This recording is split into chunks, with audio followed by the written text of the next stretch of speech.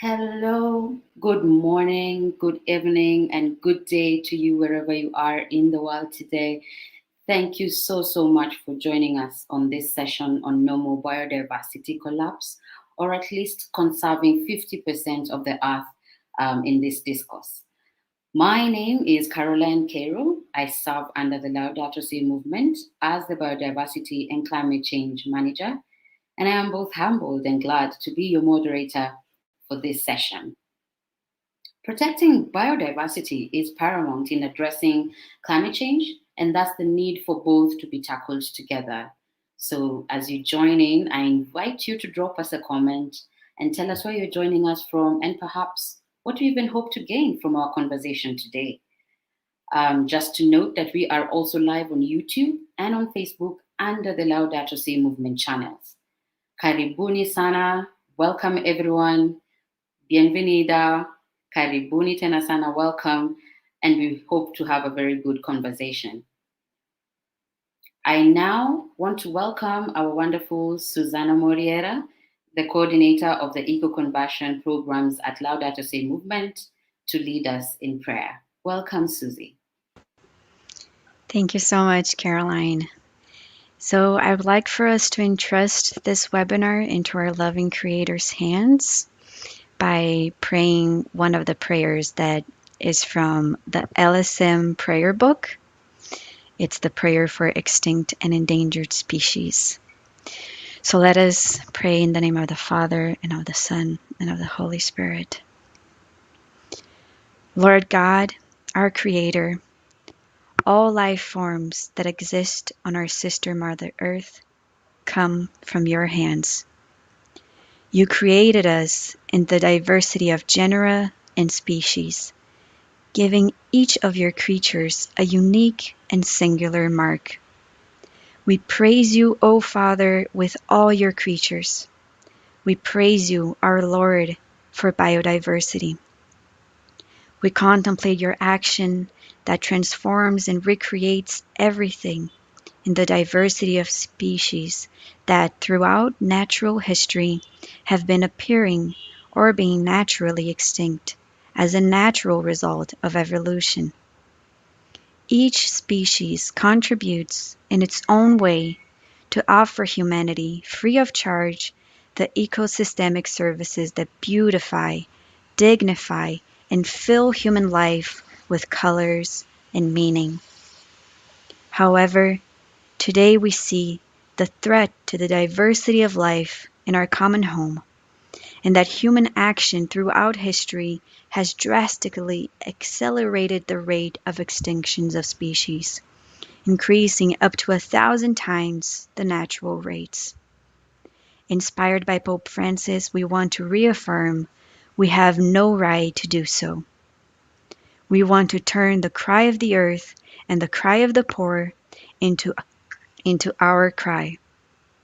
Teach us, Lord, to care for creation. Inspire us to commit ourselves and engage in concrete actions to protect and conserve every species on our planet.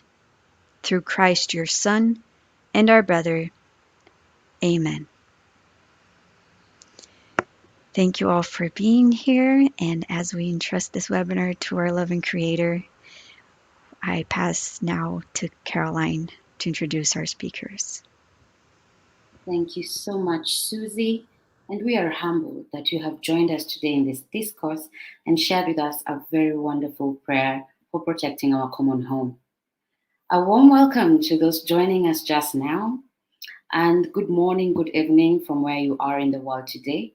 We are happy to have this discourse today in addressing climate change because our common home is suffering. So please drop us a comment and tell us where you're joining us from and perhaps even what you hope to gain from this conversation today. Just to note that today is World Health Day, which has a theme of our planet, our health. We are living through a pandemic that has really shown us that we do have the power to protect our common home. Our political, social, and commercial decisions are driving the climate and health crisis. And as the Pope has stated, we have no such right. So when we protect our planet, we also do protect our health, which brings us into today's conversation. At the just concluded biodiversity meetings in Geneva, 91 countries have signed up to the High Ambition Coalition for Nature and People. It is a group led by Costa Rica, France, who have been championing the protection of the 30% global lands and seas by 2030, which is dubbed 30 by 30 proposal. And this is up from 50 countries who signed in 2021. Notably, governments have collectively not achieved any Aichi targets by the end of 2020. However, it is not too late to bend that curve of biodiversity decline. The Geneva meetings saw a push for Target 3, which is the one that is calling for 30 by 30, to be equitably managed, ecologically representative, and well connected systems of protected areas and other area based conservation measures. There is, however, a growing concern on the 30% by 2030, citing that maintaining the resilience of biodiversity and ecosystem services at a global scale actually depends on effective and equitable conservation of approximately 50% of Earth's land, fresh water, and oceans. And destroying even a quarter of our remaining wild areas as is would remove a critically necessary carbon sink that is without any cost to society, helping us avert the worst effects of runaway climate change. So it is simple that without sufficient amounts of wild nature, we cannot keep the temperature rise below 2 degrees centigrade. The Biodiversity Conference, that is Conference of Parties 15, that will take place in August later this year, will be at a momentous occasion to amplify the interconnectedness of biodiversity and climate change and the need for both to be tackled together. This webinar seeks to delve into those deliberations that took place in Geneva and the outcomes and actions to be taken ahead of COP15 together with our partners across the world. This event is organized by the Laudato Si movement, a global movement of Catholics and people of goodwill responding to Pope Francis's call to act against the injustice of the climate emergency and the ecological crisis and care for our common home. We do have a spectacular panel of speakers with us today who will expertly unravel the different aspects of our theme today and also get to hear stories of actions to protect our common home. So it is my absolute pleasure to introduce to you the following. We have Mr. Alan Otaro. Alan Otaro is the founder and executive director of the Catholic Youth Network for Environmental Sustainability in Africa, and it is based in Kenya.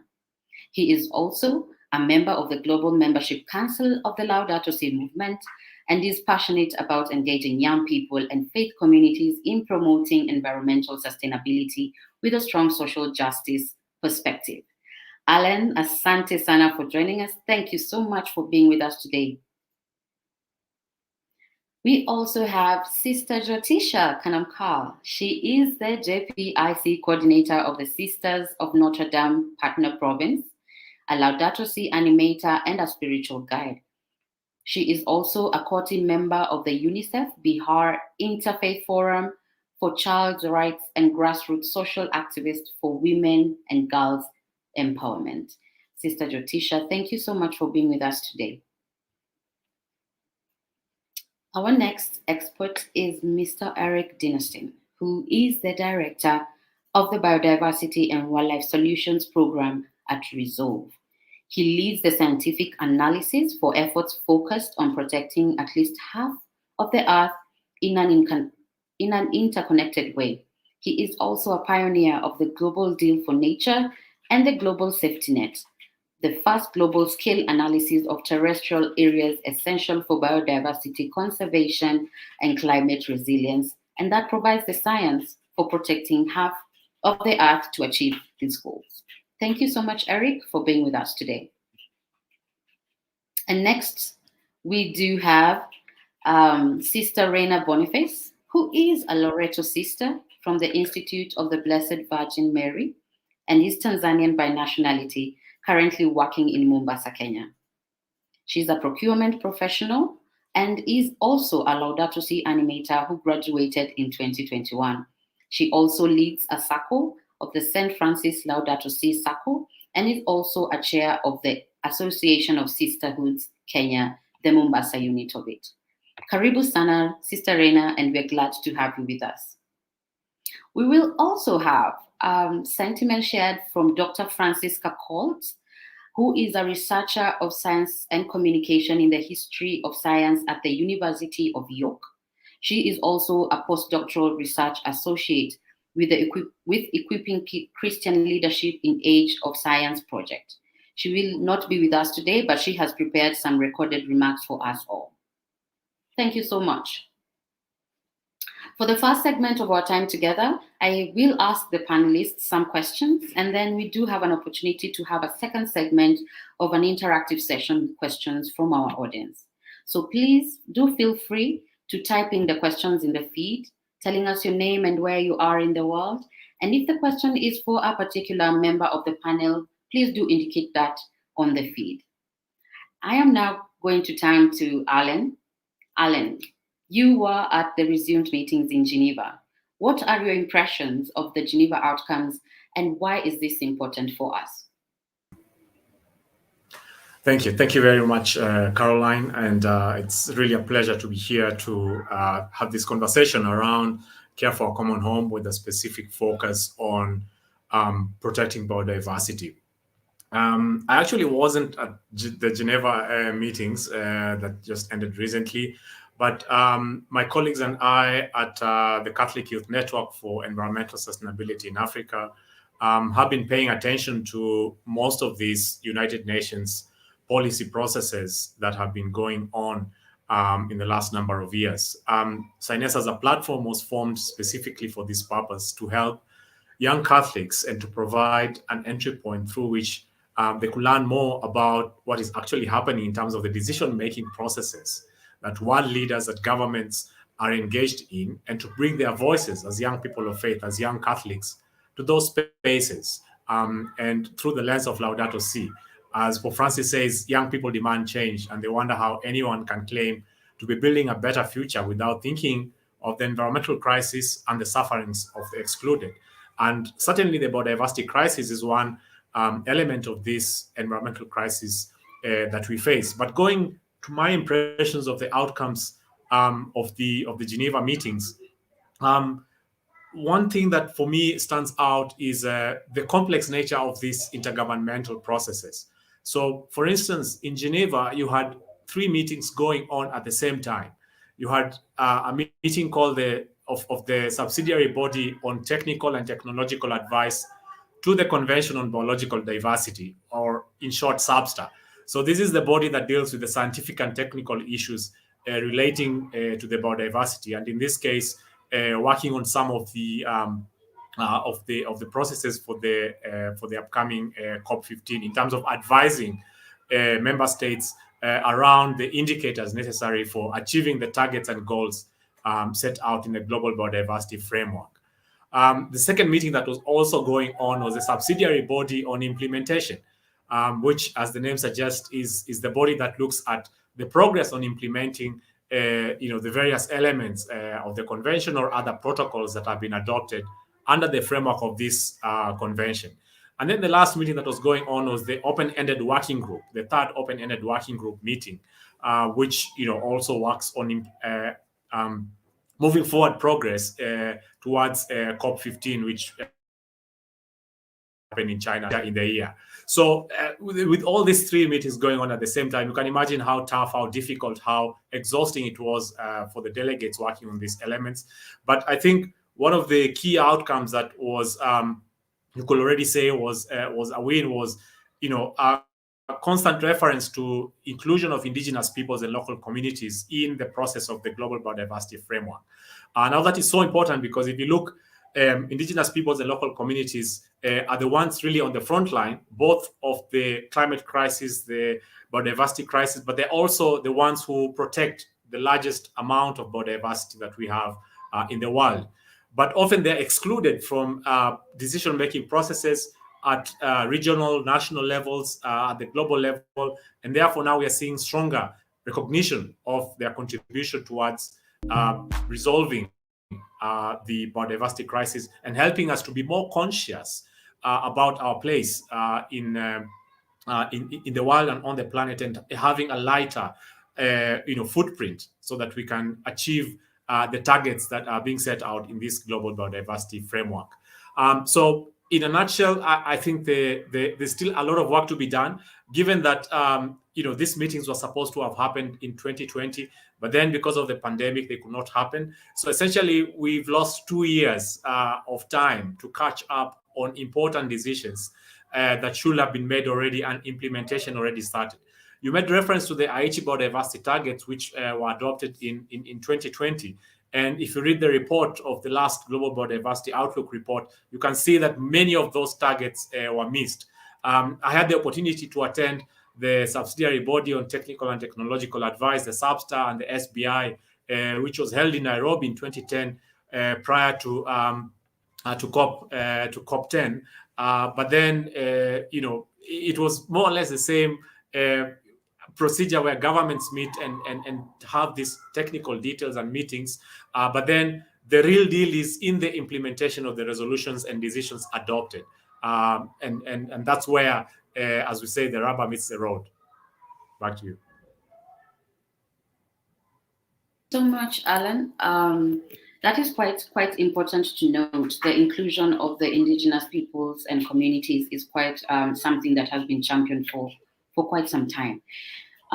Just as a follow-up, it's always been in the Catholic Church to care for the creation. So this is not essentially a new thing.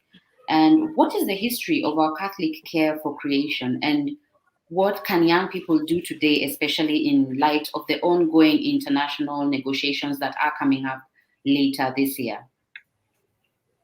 Yeah, that's actually a great question, because to situate your question within the framework of the discussion that we're just having, which is the negotiations on this global biodiversity framework. As you know, the Holy See, which is the governance of the Catholic Church at the United Nations level, has a seat as a permanent observer in most of these United Nations agencies. So, for example, here in Nairobi, where I am and where you are, is also the headquarters of the United Nations Environment Program. And so the Apostolic Nuncio here in Kenya and South Sudan also represents the Holy See at the United Nations Environment Program.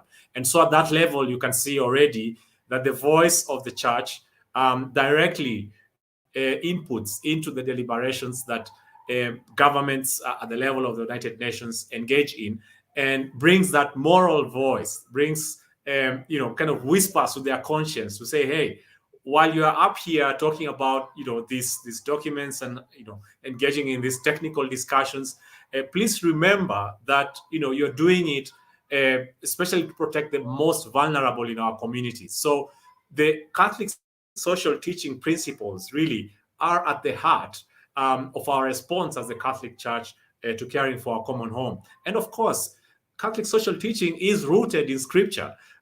So in that sense, you can say that the involvement of the Catholic Church in care for creation goes right back to Genesis, that God created the earth and saw that it was good.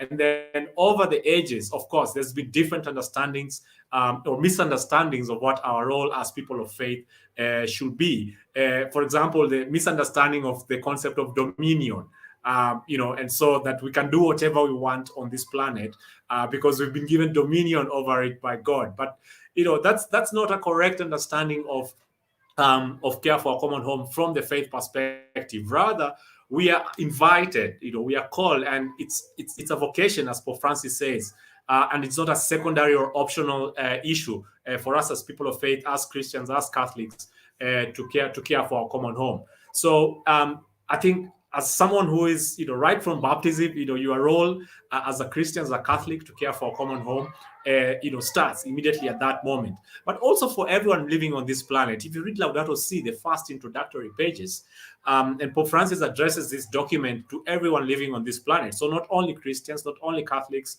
but to everyone. And this is a difference from previous encyclical letters, which are addressed of course, to everyone, all people of goodwill, but also members of the clergy and the lay faithful. So I think that realization that we share this planet, we share this common home with everyone, really invites and elevates or calls us to a greater and higher responsibility, especially as Catholics, that we should be doing more and that we should be involved at every level, whether it's at the level of the family, at individual level of small Christian communities in our dioceses, at the national level, to respond and to collaborate in this vocation.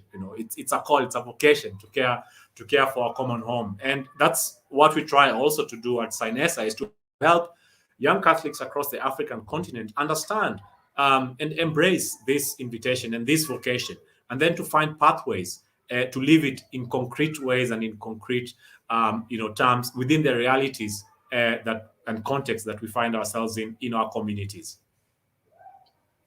Thank you so much, Alan. That was quite interesting and informative. And yes, it is important that we do approach these key meetings with action out there, with young people also being rallied to hear the call to take care of our common home. And that leads us into this very interactive process that we're going to hear from Sister Yotisha, who has been doing a lot of work within India in promoting and caring for our common home.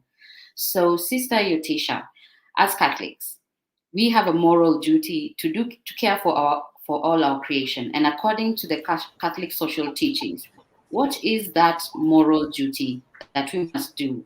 And how have sisters contributed to caring for our creation within your space? Thank you. See, when we look at the creation as it is, a gift from God, a free gift from God to all, the whole humanity. So when we look at the chapter Genesis from the Holy Bible, we see that our responsibility, when God created human beings, God created in God's own image and likeness. So we have got the special capacity to reason out what to choose and what not to choose. So God has made us stewards of creation. So chapter Genesis, we see that, and then God said, you keep it and till and keep it. So the Catholic Church, when we see the caring of our common home or even protecting biodiversity, it is our moral responsibility that God has given us from the beginning of creation. Stewardship. And through the ages, Catholic Church has promoted this through the scriptural support, and plus human being as a spiritual being. So it is when we look at the loss of biodiversity, the climate change issues, see, it is not anything of environmental or social, but it is a spiritual crisis. So when we look at it as a spiritual crisis, we human beings are failing to be spiritual beings. So I consider it as a, taking this social teaching as a spiritual tool. And then when we look at my own experience in the province, after being a Laudato Si animator of the Laudato Si movement, we have a lot of, we have taken it as a spiritual journey. As a province, we have taken it as a spiritual journey, a kind of a transformative journey.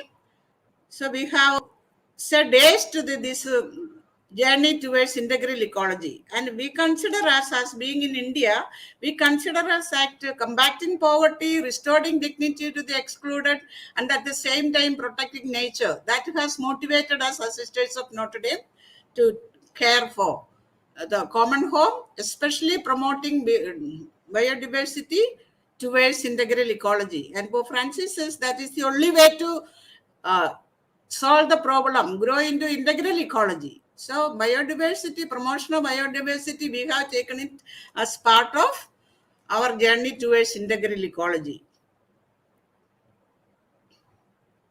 Maybe I'll be able to share with you this, our journey. In the spirit of Laudato Si, the province formulated a JPSC policy in the year 2016. And then we During the Laudato Si special year, the province was oriented towards a deeper study of Laudato Si. The province has a team of sisters as Laudato Si animators trained by the Laudato Si movement. The Laudato Si animating team takes the responsibility of bringing participation of all the sisters of the province in the promotion of integral ecology by integrating the spirit of Laudato Si into our various ministries. So all our ministries are, these are the leaders of our province. We work together as a team to promote this journey of integral ecology. And in each ministry, as I mentioned, information, Laudato Si and fraternity study is integrated in the apostolic orientation program for the young sisters. Ecological engagement and education of creation care with young members. So this is, it is considering as a spiritual journey of promoting integral ecology. So from the initial stage on, our religious life, we are promoting this awareness of need for integral ecology, protecting biodiversity. These are some of the activities shown. You can move forward.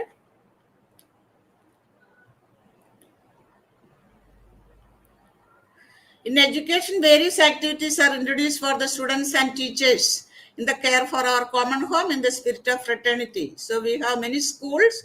So in all the schools, we have integrated this Laudato Si spirit, and the students, teachers, parents, they take up annual activities. Some of the slides.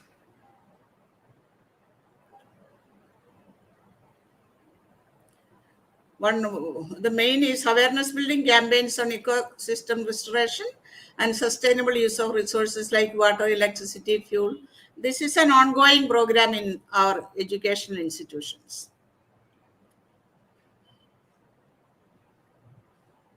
Celebrating the Earth Day and Environment Day celebrations by students.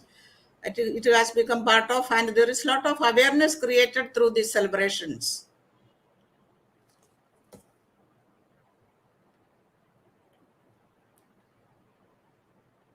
And with the girls also, we have special home we have for girls. So we introduce many activities.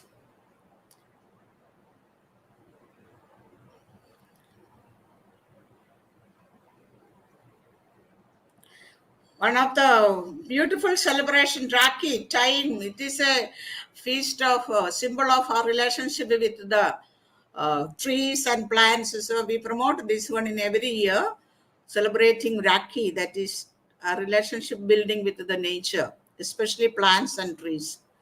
So it is part of our annual activities. In the Ministry of Social Action, there is a move towards taking project for sustainable agricultural practices with the farmers and rural population, and livelihood promotion for the families of migrant workers is also being initiated. This was during our pandemic time. We promoted this migrant workers care by promoting livelihood, especially with agricultural practices. And promotion of biodiversity contributes to nutrition, food security, and livelihood of the people, especially the most vulnerable. When we talk about biodiversity, the promotion, it has got a ripple effect. Not only the ecosystem balance, but focusing on the vulnerable groups for their livelihood also. Promoting herbal gardens, nurseries in the villages by women's group. We have, it's all some of the activities.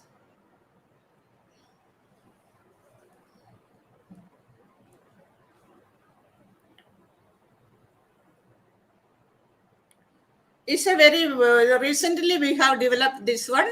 We have, it is from the government funding. We have taken up this dry land to make it at a horticulture for the indigenous group, marginal farmers. So it is a very good sustainable agricultural practices.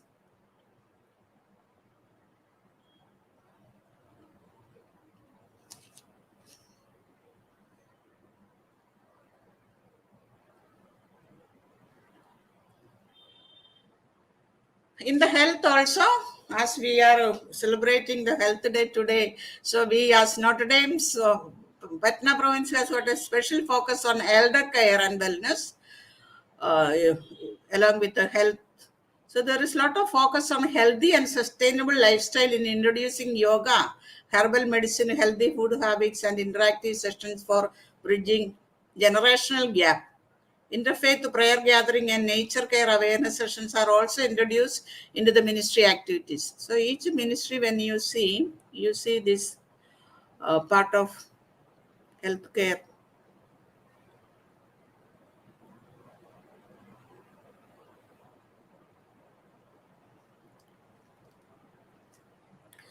Pastoral care also, there is an emphasis given on creation spirituality. Laudato Si and Fratelli Immersion Retreat is being conducted for all the sisters of Notre Dame to bring a new perspective in being and doing the mission in the spirit of both the encyclicals. A baseline survey has conducted in each community of the province to deepen the awareness and understanding of the sisters towards integral ecology in the spirit of Laudato Si. So it is an activity, ongoing activity of every community. So there is a lot of positive response from the sisters. We have taken it as a spiritual journey. So there is a lot of positive energy vibrated.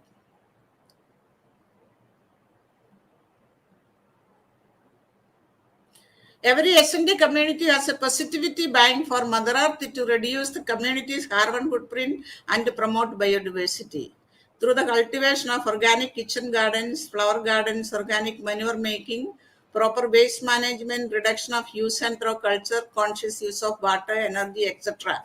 It is an ongoing sustainable practices that the sisters have taken up to promote this, combat this climate change, and even in the promotion of biodiversity.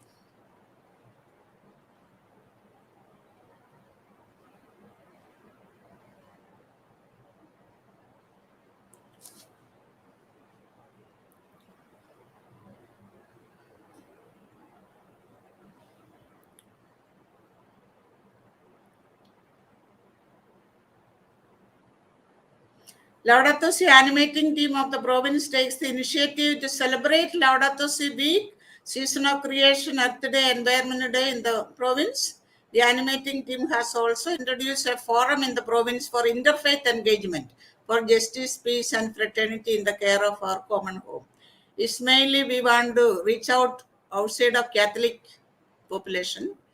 We have many of other interfaith groups, so we are taking up this climate change issues with the other faith also.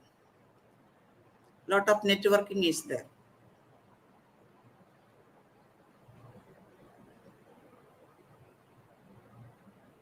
Of course, we have joined this healthy campaign.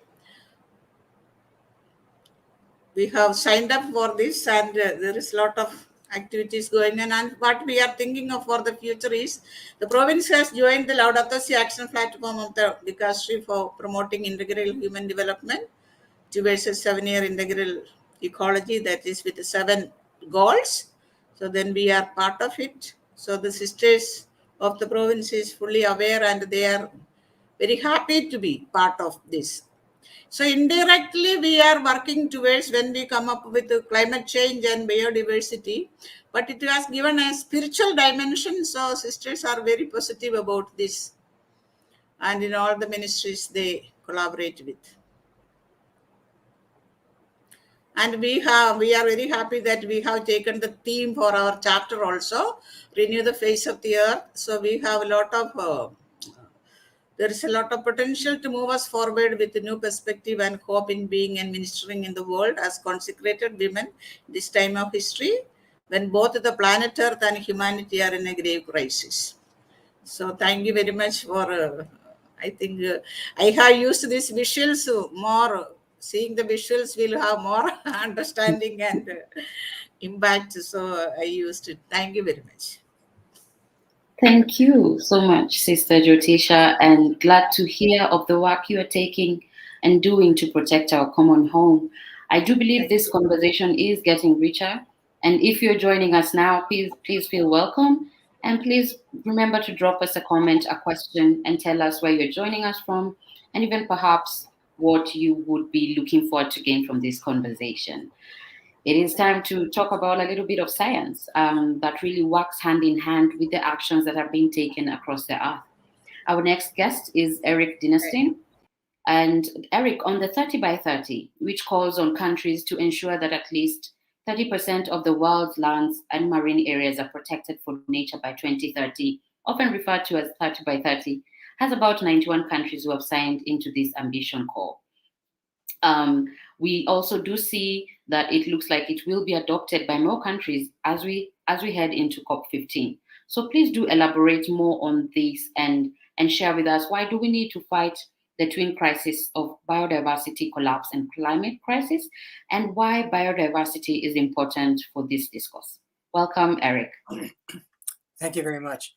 Well, I might rename the the High Ambition Coalition to Moderately Ambitious Coalition, because the real ambitious coalition would be pointing towards protecting 50% of the Earth, terrestrial, freshwater, marine, by 2030. And I'll explain why it's an imperative to do so and why the science backs this up.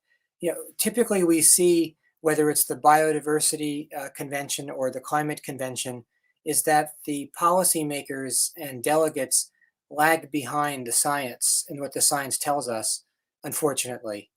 Sometimes you wish it was the other way around, but unfortunately it's not. And I'm afraid that the way things are going, we're not going to get there. Apropos to this presentation, the report released this week from international climate scientists that we have 9 years to basically turn things around is the stark truth. We can't wait to protect enough habitat and sequester enough carbon to stay below that critical goal of 1.5 degrees centigrade. And so I'm going to explain some of the science behind why 50% is an imperative. So we came up with a strategy called the Global Safety Net. You could think of it as the modern day ARC, really, of how we can save all species, habitats, ecosystems, and preserve ecosystem services like carbon drawdown. And every country has a role to play in this. So this came from peer-reviewed papers, one calling for the global deal for nature, just like the climate deal. We need one for biodiversity. So this paper laid that out, not just terrestrial, but freshwater, marine as well, conserving critical species populations, as well as important policy interventions that had to be made. Then in 2020, we came out with the Global Safety Net, which was a way of mapping spatially what the global deal for nature was calling for. What places should we conserve? What are most important?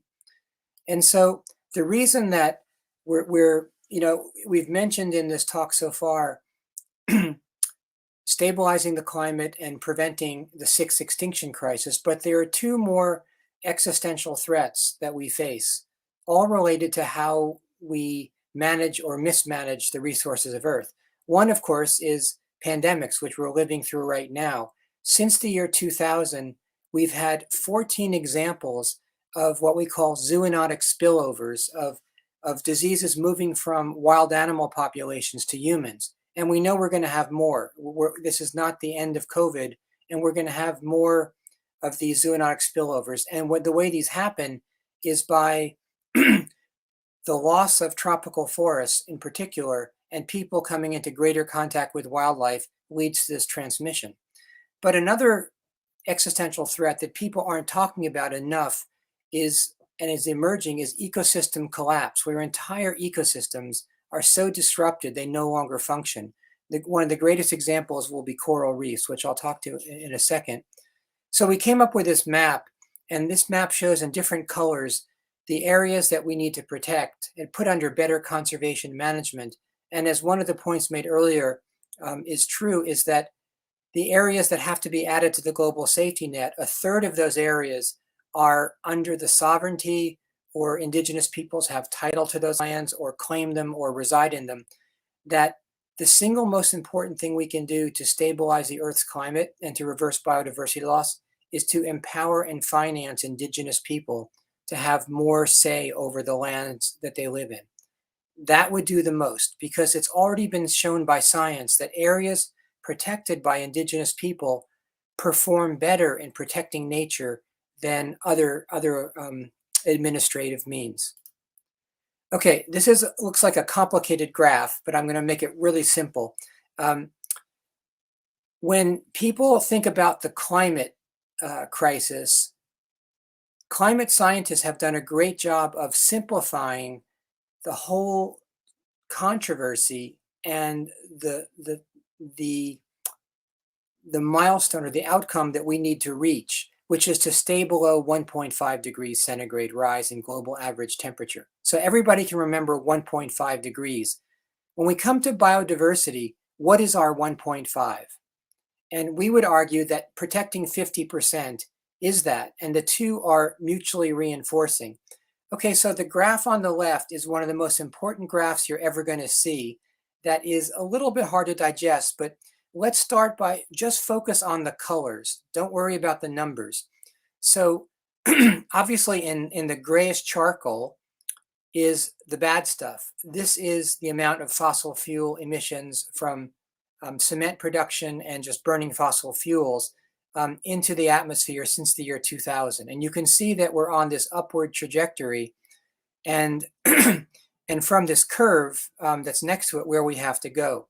Fortunately, with all those new emissions, the green and the blue come to our rescue.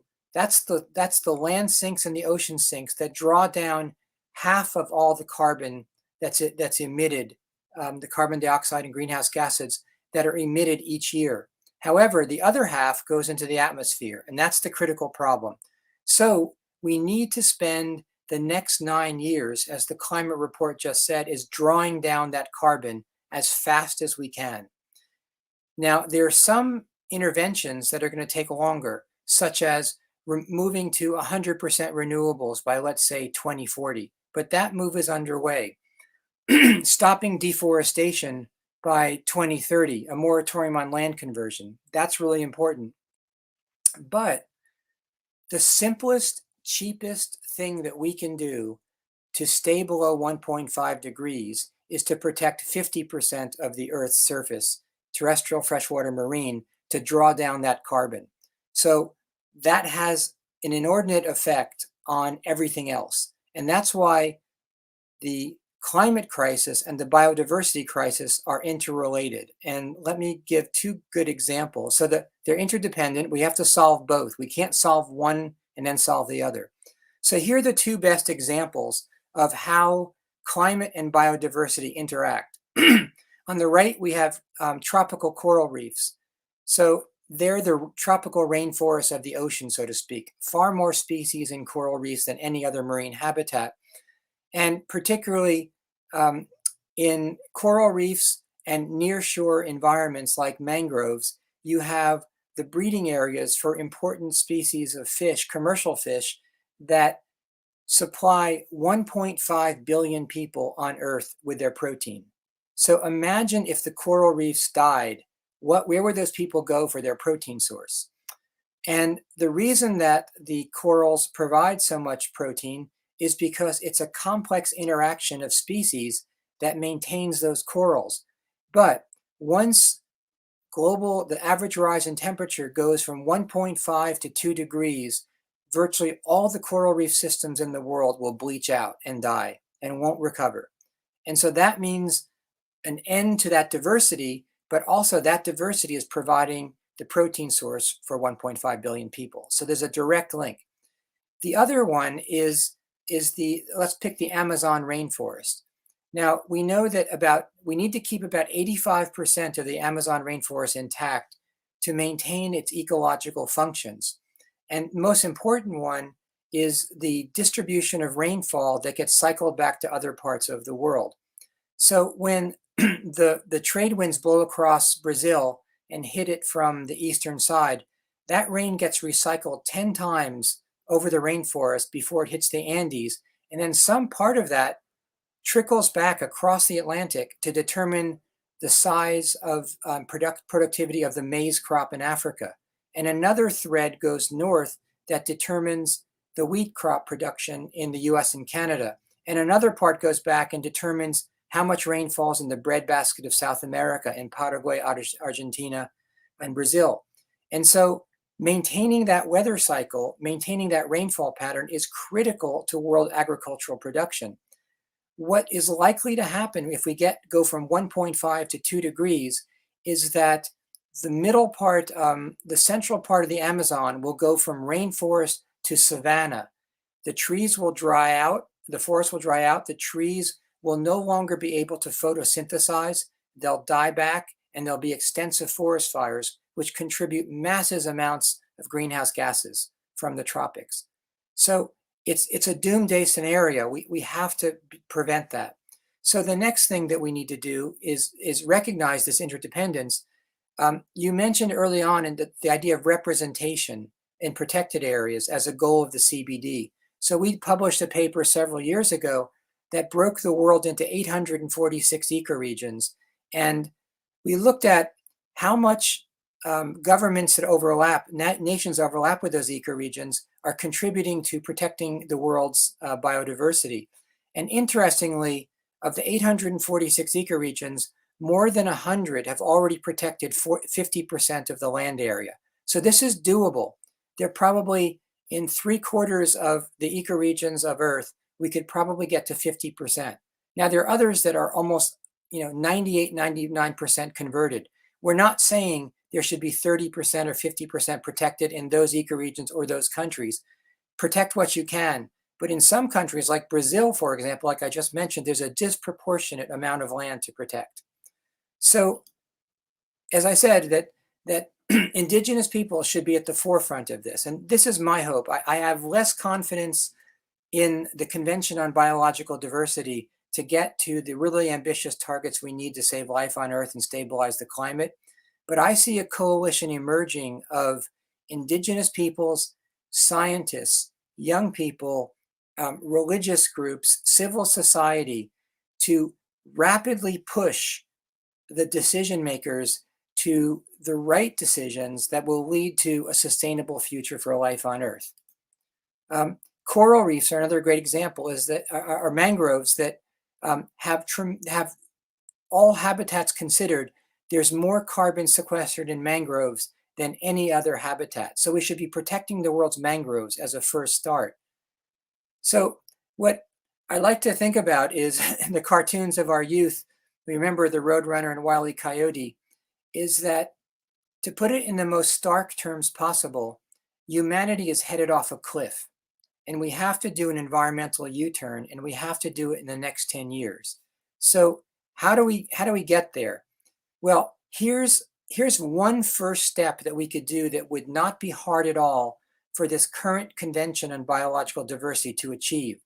So I mentioned that we need to protect 50%, but if we look at the species that are most likely to go extinct the fastest, that are not protected, they're all in these pink or magenta areas on the map here. If we only added those areas to the formal system of protected areas, it would only be about 2.3% of the Earth's surface. Now, surely in the next 3 years, we can protect an additional 2.3%. If we do that, we can stave off the 6th grade extinction.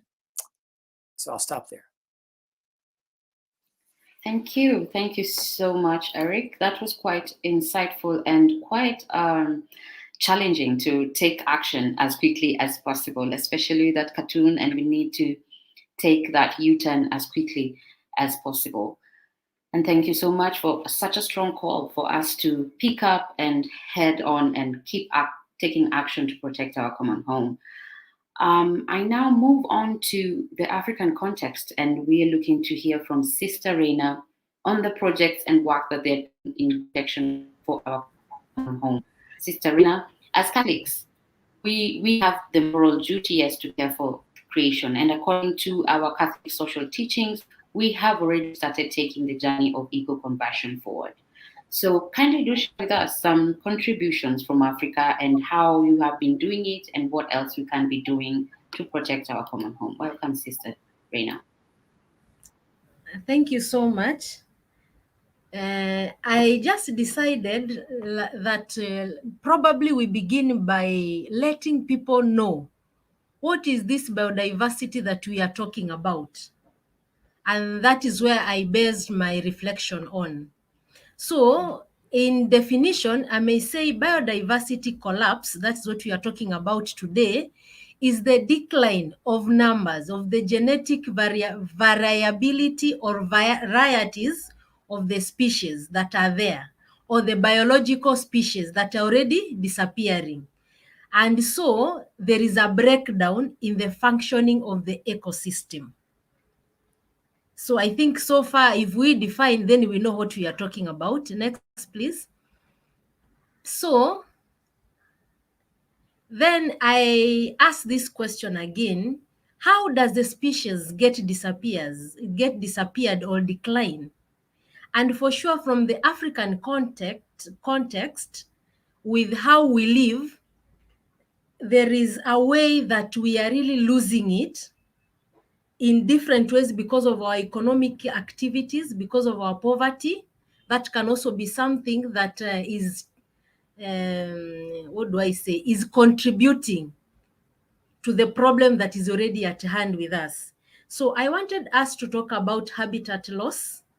We know it very well. We make the environment unconducive for the other species to survive on.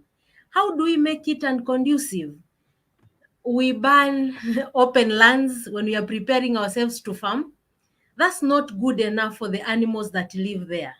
We cut down trees to make firewood for our own cooking, yet we have alternative sources of energy that is not really common already in Africa. So doing that, we are distracting, or we are destroying the habitat of these very species. Then the next point is about invasive species, whereby there are other species that are introduced or are coming back to the ecosystem, and they turn against what is already there. That is also another effect of how we are losing some of these species. Purely that is biologically, it can happen like the way Zenziges came. It was really hard for coexistence between animals and plants and other organisms that are helpful for pollination. That was something that we saw. Then overexploitation, this is about our own economic activities, the way we exploit the land and the water bodies in what we do and in our daily economic activities. We are all aware, like the fishers, they use nets. The nets for mosquitoes can be used for fishing fish in the lake or in the seas. That is overexploitation. Small fish that are of small size are extracted out of the oceans that are not even ready to be eaten. Then that is loss. Then another thing is about the climate change associated with the global warming. Like the temperatures now in Kenya, we cannot even talk. I live in Mombasa. It is supposed to be raining now, but all we're experiencing now is extreme heat, that we cannot continue with economic activities, that we cannot go to farm. Plants are dying, trees are dying. Surely life is really changing because of the increased temperatures on the earth. Then also it is about population. This is about an added population in the ecosystem that is now becoming overwhelming for what the system can accommodate or can build or can sustain. When there is too much of what is needed, again, is not too good. The system has its own way of balancing. But because we keep on destroying the environment that we have, that automation that was made by God is no longer sustaining the biodiversity that we are talking about. Next, please.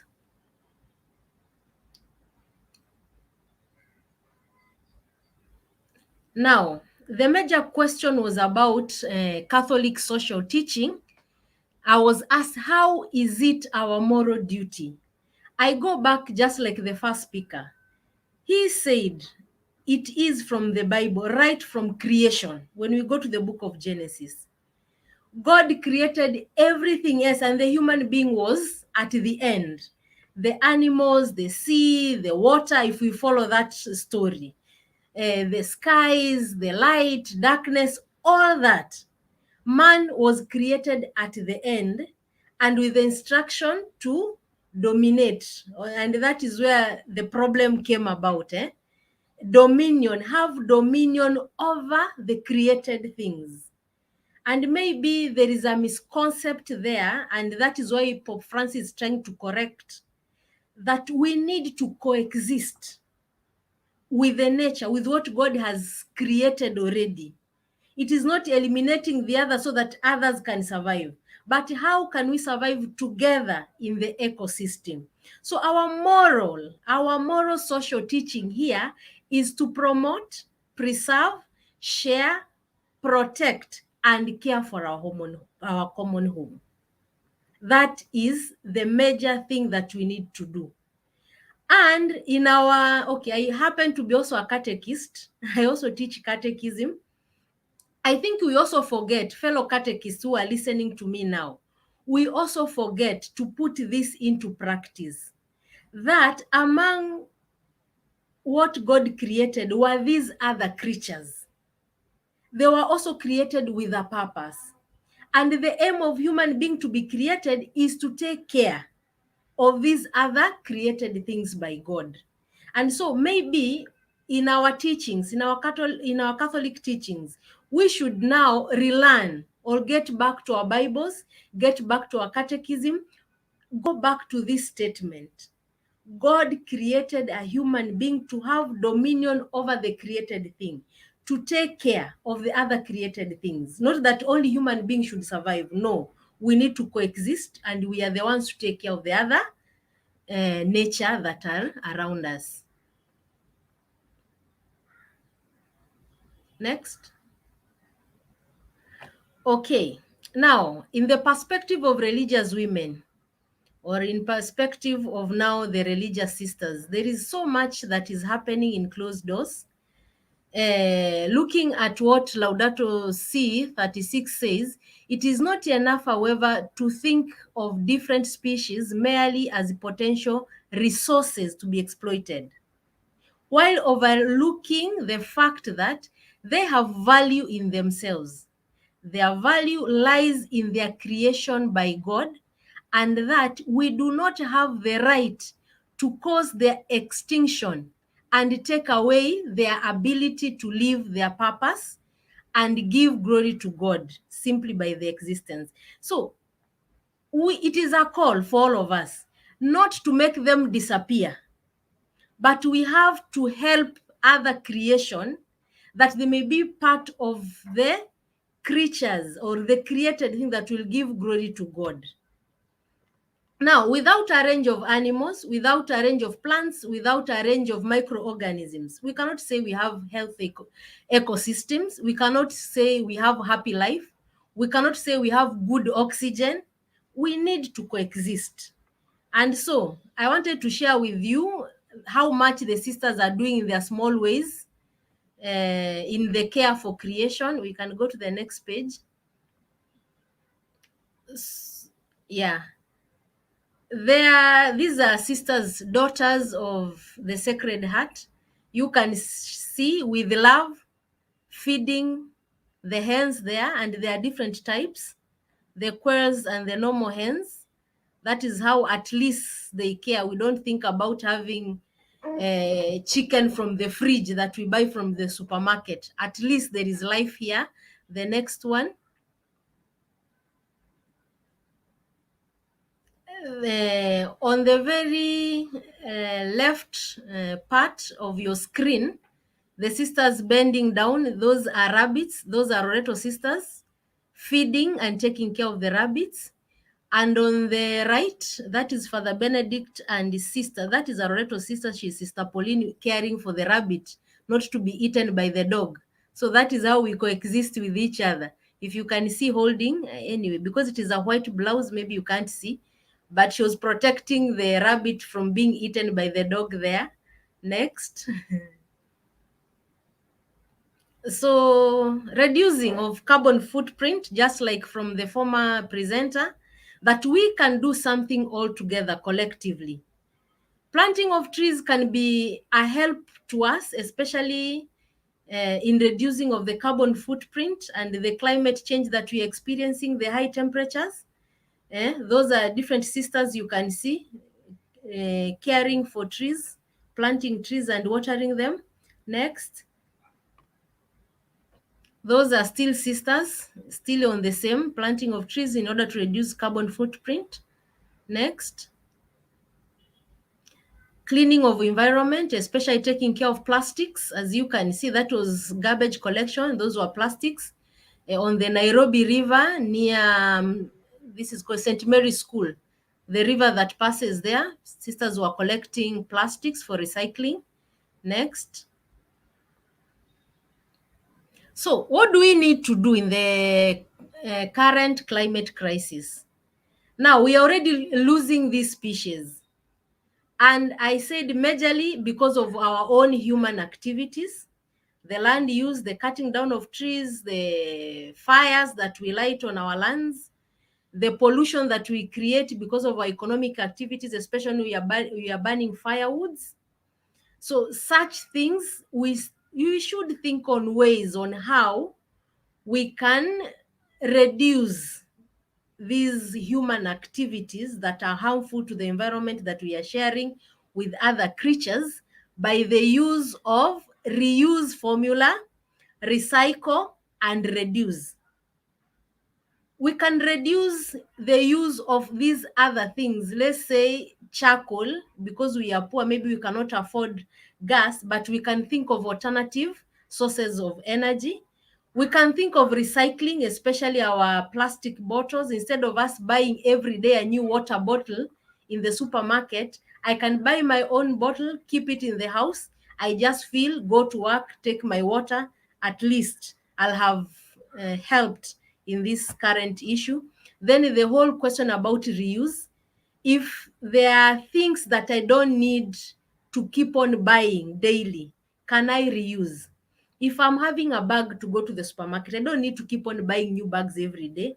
I can have one that each time I go to the supermarket, I go with the same thing, so that I develop that personal culture. This is actually ecological conversion.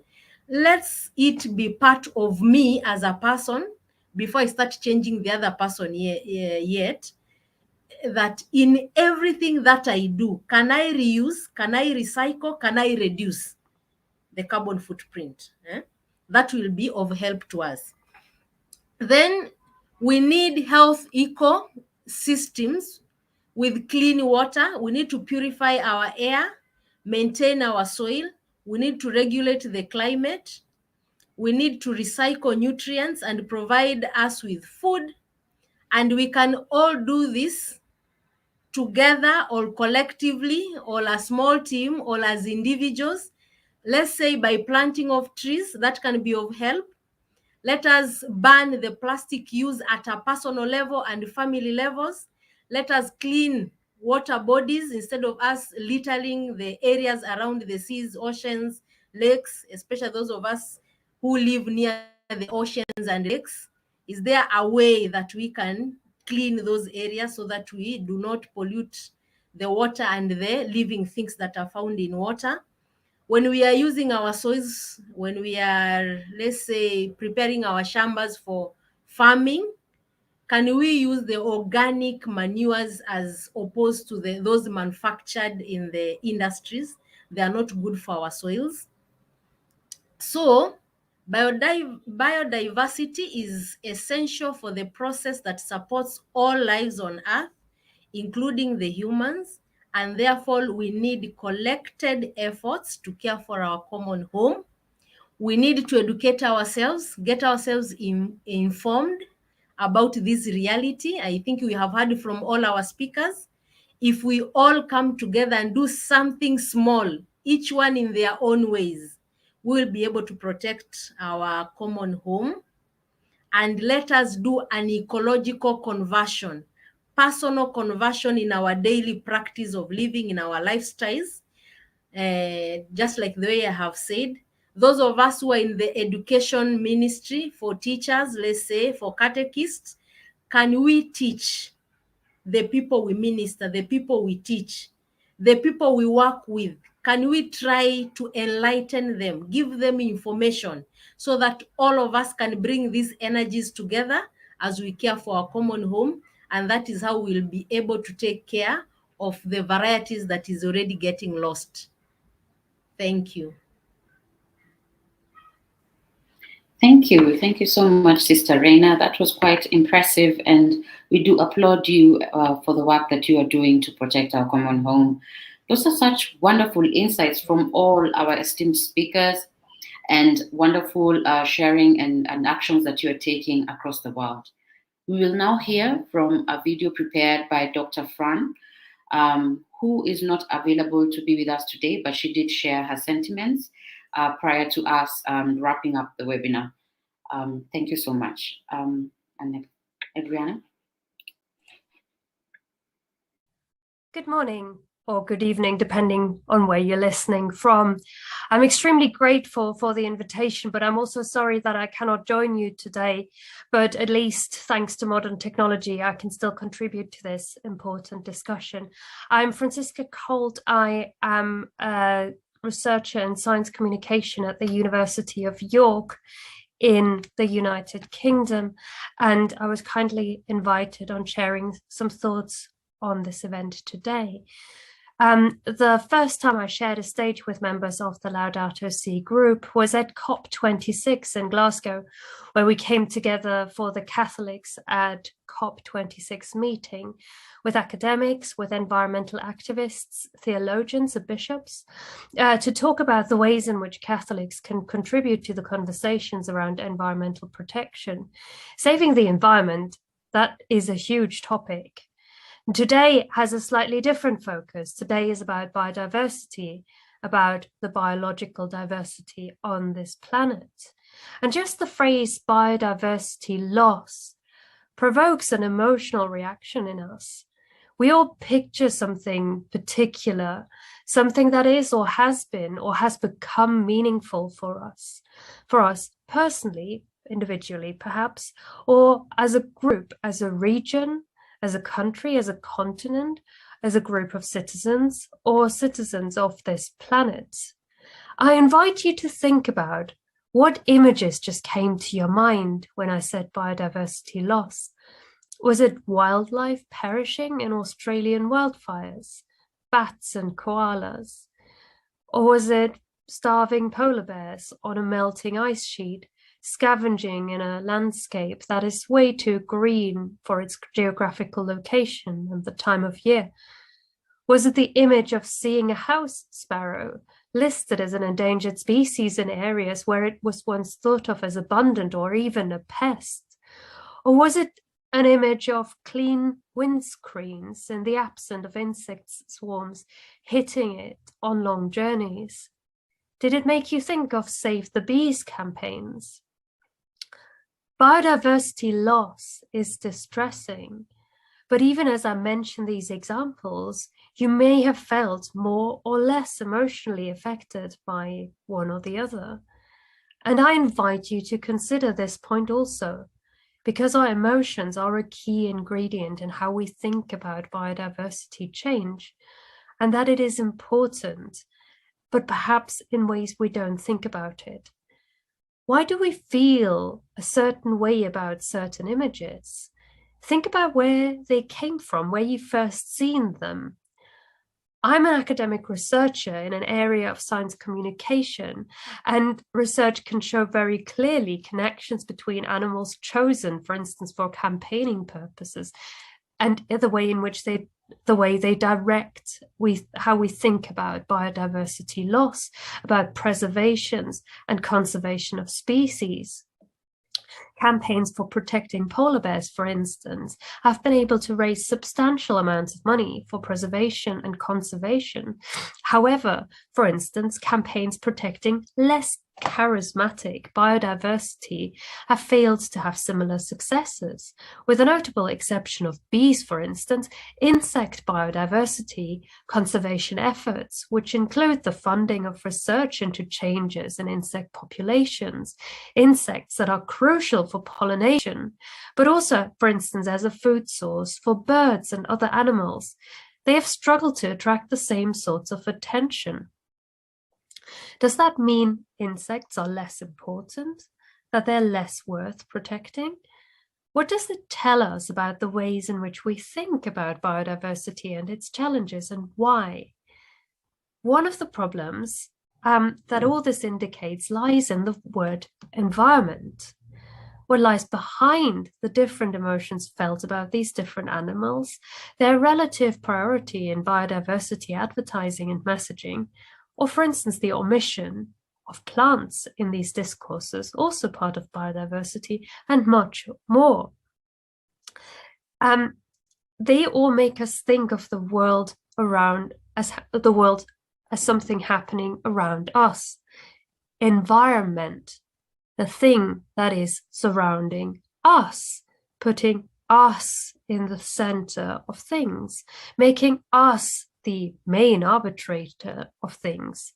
And this is treacherous, because even though it is asked of us to make significant decisions and take significant action, the solutions lie not alone with us and cannot come alone from us.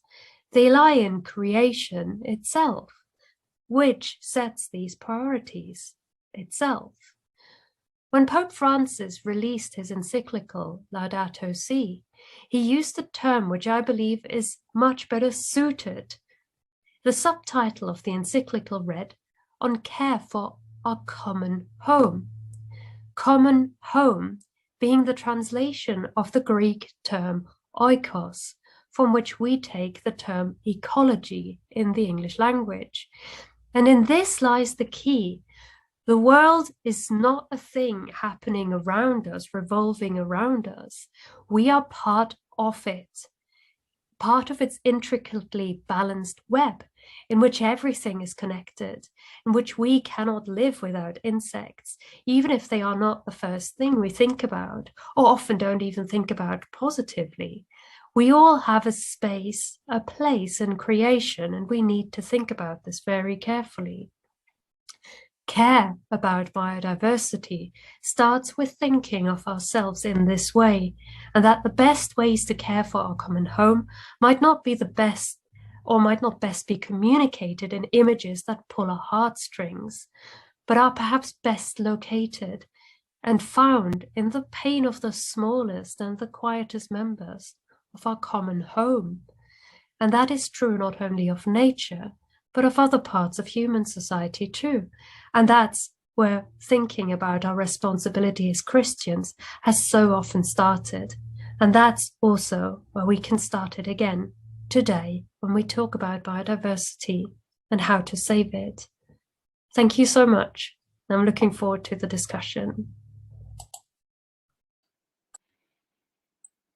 Thank you so much. This was such a rich conversation to have for even this shorter time we had. And I really do applaud and say a lot of thank you to all the panelists today and for the work that they're doing in protecting our common home. As we've listened now to Dr. Francisca Colt, it is emotional, it is actual. We need everything to work together because we are all part of God's creation. Sister Reina has actually told us that we can't just protect the human beings. We need the mosquitoes, we need the cockroaches, we need the bees, everyone needs to come together so that we can all protect our common home. And from such wonderful insights from all our esteemed speakers, I wish to head on to our call to action, where we will say that our common home is suffering, and we are called to work together to protect it. And we have a petition called the Healthy Planet, Healthy People petition, which calls for bold action to be taken by governments to ensure that we protect everyone. We are all in this together. And so we invite you to humbly and cordially sign the Healthy Planet, Healthy People petition and promote no more biodiversity collapse.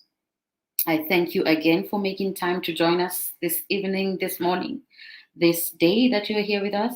And I ask that you be blessed, that you be taken care of, that you preach the gospel also of protecting our common home and no more biodiversity collapse. And we look forward to engaging with you time and time again to facilitate this discourse and make sure that we amplify the need to protect our common home. I wish to thank every one of you, all the panelists, all the viewers on YouTube, on Facebook. Thank you so much for being with us today. Please do sign the petition on the Healthy Planet, Healthy People petition on the Laudato Si website. And you can also share this video with other people so that we can all take part in protecting our common home. I thank you and God bless you, everyone.